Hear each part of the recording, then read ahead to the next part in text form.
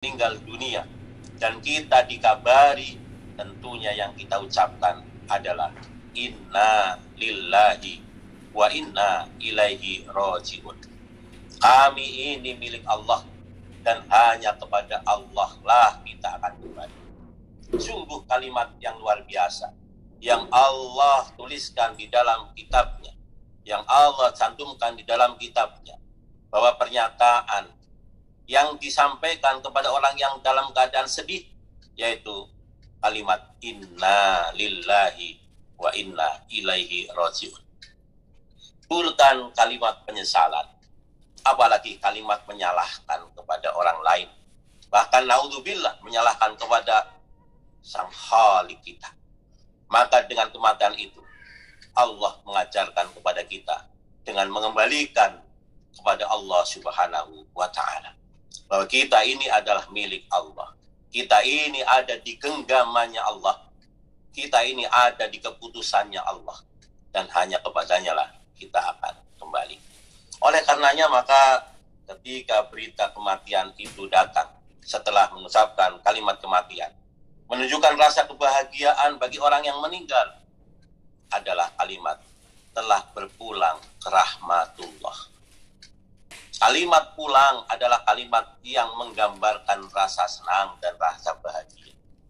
Ada istilah pulang kampung, ada istilah lagi pulang kemana. Dengan kalimat pulang itu timbul rasa bahagia. Pun demikian, orang yang meninggal dunia disilahkan dengan pulang, dan pulangnya adalah ke rahmatullah, pulang kepada kasih sayangnya Allah. Merupakan satu kebahagiaan tersendiri oleh orang yang meninggal, karena memang pulangnya ke rahmatullah, kepada kasih sayangnya Allah Subhanahu wa ta'ala. Bapak dan Ibu jamaah takziah yang dimuliakan Allah Subhanahu wa ta'ala. Kemudian bagi orang yang telah meninggal dunia, maka ada dua penyebutan yang sering kita sebut. Yang pertama adalah wafat, dan yang kedua adalah almarhum. Almarhum dari kata-kata rahim, yaitu orang yang dikasihi.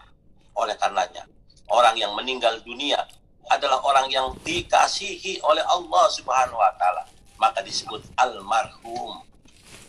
Kemudian juga disebut wafat.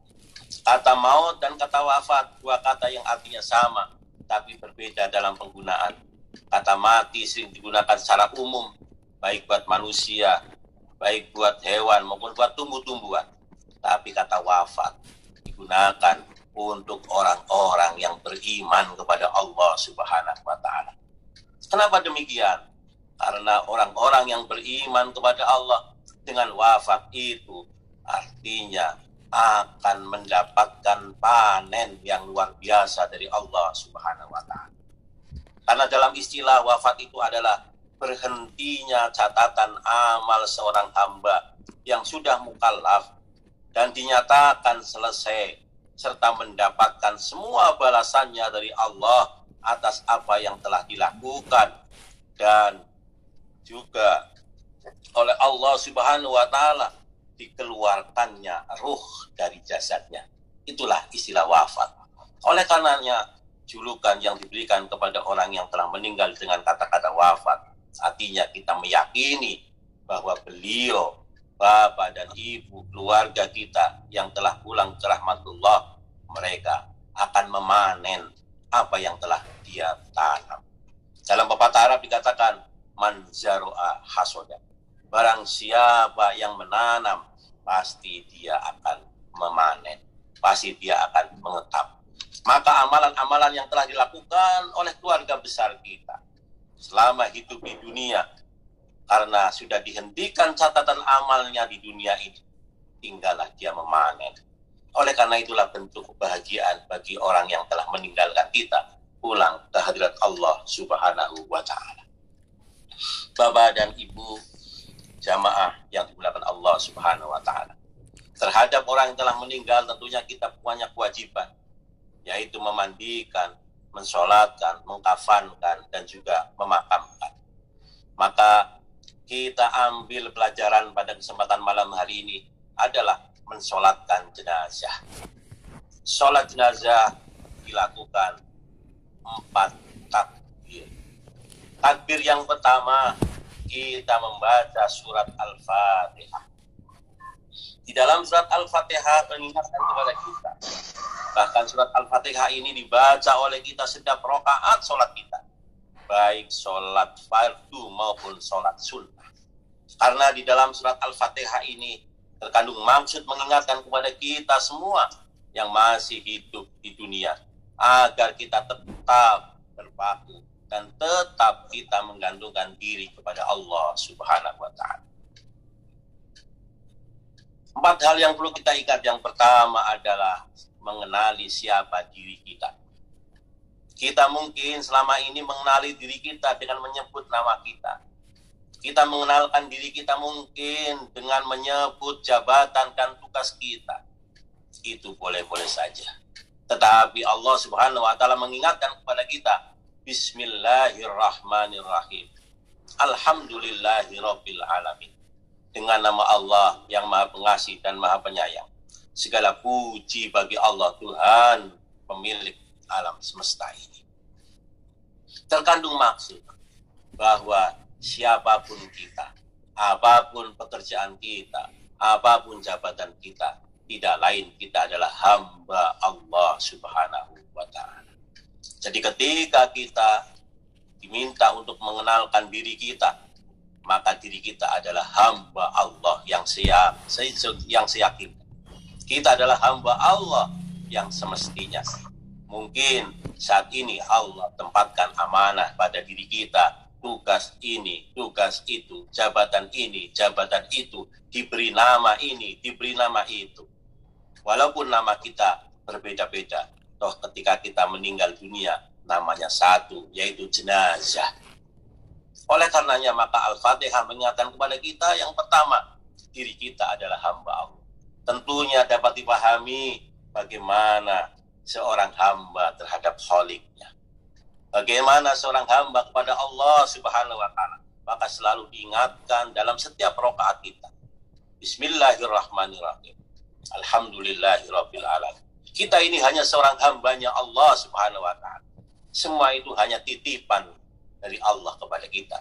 Yang namanya titipan pada saatnya pasti akan diambil oleh yang menitipkan pada kita. Bapak dan Ibu jamaah takziah yang dimuliakan Allah Subhanahu wa Ta'ala. Peringatan yang kedua yang Allah ingatkan dalam Al-Fatihah adalah di mana diri kita. Mungkin selama ini ketika kita ditanya di mana diri kita, kita sering menyebut alamat rumah kita. Atau mungkin kita menyebut alamat kantor kita. Atau alamat di mana kita tinggal. Namun, hakikatnya kita ini adalah Ar-Rahmanir Rahim, Maliki Yaumiddin, yang artinya yang Maha Pengasih dan Maha Penyayang, yang merajai di hari pembalasan. Terkandung maksud bahwa kita ini ada di genggamannya Allah Subhanahu wa Ta'ala. Dimanapun kita berada, ada di genggamannya Allah. Maka bila Allah berkehendak, faidza aroda syai'an ayyaqula lahu kun fayakun.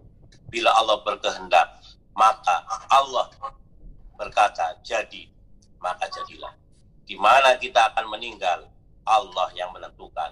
Kapan kita akan meninggal, Allah akan menentukan. Kapan kita sakit, Allah akan yang menentukan.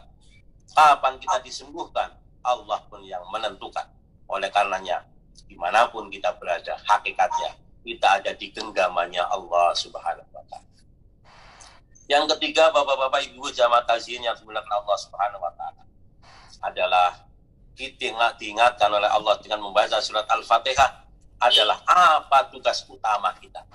Mungkin ketika kita selama ini ditanya apa tugas kita, kita sebutkan job description kita di kantor. Mungkin kita disebutkan tugas-tugas kita di sekolah. Mungkin kita menyebutkan tugas-tugas kita di organisasi. Tapi hakikat tugas kita yang semestinya, apapun yang kita lakukan, adalah iyyaka na'budu wa iyyaka nasta'in ihdinas siratal mustaqim. Hakikat tugas kita adalah 3. Pertama, menyembah kepada Allah. Yang ketiga, minta tolong kepada Allah. Dan yang ketiga adalah mencari hidayahnya Allah. Sekali lagi, tugas utama kita adalah menyembah kepada Allah, minta tolong kepada Allah, dan mencari hidayahnya Allah. Maka diingatkan selalu dalam rakaat sholat kita, iyyaka na'budu wa iyyaka nasta'in, ihdinas siratal mustaqim. Bapak dan Ibu yang dimuliakan Allah Subhanahu wa taala, kemudian yang keempat, tentunya Allah mengingatkan dan selalu mengingatkan kepada kita, kalau kita sudah mengenal siapa diri kita, kemudian tahu persis di mana diri kita, dan kita melaksanakan tugas pokok kita, maka kita akan mendapatkan apa? Pastinya dijawab oleh Allah Subhanahu wa taala, akan mendapatkan apa yang diberikan oleh Allah kepada para hamba-hamba yang diberikan nikmat. Siapa? Para nabi, para orang-orang yang jujur, orang-orang yang soleh, dan juga orang-orang yang senantiasa membenarkan. Siratal ladzina an'amta 'alaihim ghairil maghdubi 'alaihim waladdallin. Itulah surat Al-Fatihah yang senantiasa kita baca dalam rakaat salat kita.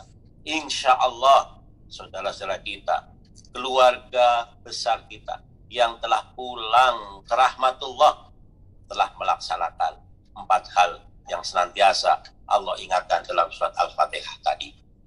Kemudian tentunya dengan surat Al-Fatihah terkandung maksud bahwa kita sebagai hamba Allah tidak boleh lepas dari Khalik-Nya, tidak boleh lepas dari Allah Subhanahu wa taala. Maka di rakaat, di takbir yang pertama, kita membaca surat Al-Fatihah. Kemudian di takbir yang kedua kita membaca salawat Allahumma sholli ala Muhammad wa ala ali Muhammad. Tentunya terkandung maksud bahwa dalam kehidupan kita di dunia ini harus senantiasa beruswatun hasanah kepada baginda Rasulullah Muhammad SAW. Allah telah memberikan role model kepada kita dari kelahirannya sampai kepada wafatnya. Baginda Rasulullah Muhammad SAW adalah role model kita. Oleh karenanya, sedapat mungkin kita dapat menteladani beliau sebagai uswatun hasanah dan kita menerapkan dalam kehidupan sehari-hari, baik dalam keimanannya, baik dalam beribadahnya, baik dalam berakhlaknya, walaupun tidak dapat 100%, tetapi kita berupaya untuk melaksanakan apa yang telah dicontohkan oleh baginda Rasulullah Muhammad SAW. Yang ketiga, takbir yang ketiga adalah berdoa kepada almarhum atau almarhumah. Allahumma firlahu warhamhu wa'afihi wa'fadhu waj'alil jannata maswahu. Tentunya kita selalu berdoa karena bagi saudara kita yang sudah pulang ke rahmatullah, dengan kita masih ada hubungan, yaitu hubungan mendoakan. Oleh karenanya jangan lupa, walaupun sudah tidak berada di tengah-tengah kita, walaupun sudah kembali ke hadirat Allah Subhanahu wa taala, maka kita harus senantiasa berdoa dan mendoakan kepada. Dan yang keempat, takbir yang keempat adalah berdoa untuk keluarga yang masih ditinggalkan. Allahumma la tahrimna ajrah wa la taftina ba'dahu waghfir lana wa la. Mudah-mudahan kita doakan kepada yang masih ditinggal, melanjutkan perjuangan dan kehidupan di dunia ini untuk dapat melaksanakan kebaikan-kebaikan yang telah dicontohkan dan dirintis oleh keluarga kita yang telah mendahului kita menghadap kehadiran Allah Subhanahu wa taala. Bapak dan Ibu jamaah takzirin yang dimuliakan Allah Subhanahu wa taala. Kemudian bagi keluarga kita yang telah meninggalkan kita pulang ke rahmatullah, tentunya insya Allah mereka telah mendapat dividen dari saham yang telah dilaksanakan di dunia ini. Apa saham yang telah mereka tanam? Tentunya sedekah jariyah, ilmu yuntafa'u bihi, dan yang ketiga waladun saleh yad'ulah. Itulah 3 saham yang telah ditanam oleh para keluarga kita almarhum dan almarhumah. Amal jariyah, ilmu yang bermanfaat, apalagi Bapak dan Ibu guru dan kita semua yang berada di dunia pendidikan tentunya telah banyak memberikan ilmu yang insya Allah bermanfaat. Dan ilmu yang bermanfaat itu akan tetap dilaksanakan oleh para murid-muridnya yang merupakan dividen yang akan mengalir terus-menerus walaupun sudah berada di alam kubur. Oleh karenanya dari 3 itu semua, insya Allah keluarga besar kita akan selalu mendapatkan pahalanya dari Allah Subhanahu wa Ta'ala. Yang ketiga, Bapak dan Ibu jamaah yang benar Allah Subhanahu wa Ta'ala, insya Allah keluarga kita yang telah mendahulu kita menghadap dan pulang ke Allah Subhanahu wa Ta'ala akan dijadikan syahid oleh Allah Subhanahu wa Ta'ala. Amin. Karena mereka setiap menjelang sholat sambil merapikan saf dalam sholat berjamaah, bagi para bapak-bapak dan bagi yang ibu-ibu, walaupun sholat di rumah tapi sholatnya tepat waktu, maka mereka selesai qomat dan juga merapikan saf. Doa yang dipanjatkan, Allahumma atini ma ataita ibadaka sholihin, itulah yang dibaca oleh bapak-bapak ketika akan merapikan saf sholat berjamaah, dan juga ibu-ibu ketika sebelum takbiratul ihram doa itu dipanjatkan. Karena ketika doa itu dipanjatkan, ada hadis yang diriwayatkan oleh Sa'ad bin Abi Waqqas radhiyallahu anhu. Ada seorang laki-laki sholat bersama baginda Rasulullah Shallallahu Alaihi Wasallam, dan ketika sudah pada saf yang siap takbir, dia mengucapkan, Allahumma atini ma ataita ibadaka sholihin, Allahumma atini afdhala ma tu'ti ibadaka sholihin. Maka ketika selesai sholat, Rasulullah Shallallahu Alaihi Wasallam bertanya, falamma qudiya Rasulullah Sallallahu Alaihi Wasallam as-sholat, qala manil mutakallim anifan, siapa yang baca tadi, siapa yang menyampaikan tadi? Qala, seorang laki-laki tadi berkata, ana ya Rasulullah, saya ya Rasulullah. Qala, maka Rasulullah Sallallahu Alaihi Wasallam bersabda, idzan yuqalu jawaduka wa tustashhadu fi sabilillahi ta'ala. Kalau begitu, kamu akan dimuliakan dalam hidup di dunia dan akan dimatikan dengan mati yang syahid. Mudah-mudahan semua kita, lantaran kita membaca doa tadi, hidup kita akan dimuliakan oleh Allah Subhanahu wa Ta'ala dan disahidkan oleh Allah Subhanahu wa Ta'ala. Dan yang kedua tentunya keluarga kita, dan insya Allah juga kita semua termasuk orang yang ada di jaminannya Allah. Karena bagi bapak-bapak keluarga besar kita selalu menjaga sholat subuh berjamaah. Bagi ibu-ibu melaksanakan sholat subuh walaupun tidak berjamaah, tapi tepat waktu di rumahnya masing-masing. Maka ini kata Rasulullah Sallallahu Alaihi Wasallam, man sholat subha fi jama'atin fahuwa fi dhimmatillah. Barang siapa sholat subuh berjamaah, maka dia ada di jaminannya Allah. Maksudnya, ketika dia disehatkan, maka Allah akan, ketika dia masih hidup, maka akan disehatkan oleh Allah Subhanahu wa Ta'ala. Dan ketika dia wafat, maka akan diwafatkan dengan husnul khotimah. Amin, amin. Mudah-mudahan kita semua dapat melanjutkan saudara kita, keluarga kita yang telah mendahului pulang kehadiran Allah Subhanahu wa Ta'ala dengan melaksanakan kebaikan-kebaikan, sehingga Allah akan catat dan Allah akan jadikan sebagai sedekah jariyah, ilmu yang bermanfaat, dan anak yang soleh yang terus pahalanya akan mengalir kepada para almarhum dan almarhumah. Bapak-bapak jamaah takziah yang dimuliakan Allah SWT, demikianlah tausiah yang dapat saya sampaikan. Mudah-mudahan bermanfaat untuk pribadi saya dan untuk kita semua. Saling nasihat menasihati. Mudah-mudahan kita tidak terjebak kepada orang yang rugi. Kita tidak terjebak kepada manusia-manusia yang rugi, karena kita saling menyampaikan nasihat dan saling mendengarkan nasihat, serta kebaikan-kebaikan itu dapat kita laksanakan dalam kehidupan kita semua. Wal asr innal insana lafi husrin illal ladzina amanu wa amilus sholihat wa tawasaw bil haq wa tawasaw bis sabr. Demi masa sesungguhnya manusia itu dalam kerugian, kecuali orang-orang yang beriman. Untuk menjaga keimanannya, dia selalu beramal soleh, dan untuk menjaga amal soleh, dia selalu menasehati, baik dalam kebenaran maupun dalam kesabaran. Mudah-mudahan kita digolongkan oleh Allah Subhanahu wa taala sebagai manusia-manusia yang tidak rugi dalam mengarungi kehidupan di dunia ini. Kurang lebihnya mohon maaf, terima kasih atas perhatiannya. Akhirul kalam, billahi taufiq wal hidayah. Wassalamualaikum warahmatullahi wabarakatuh.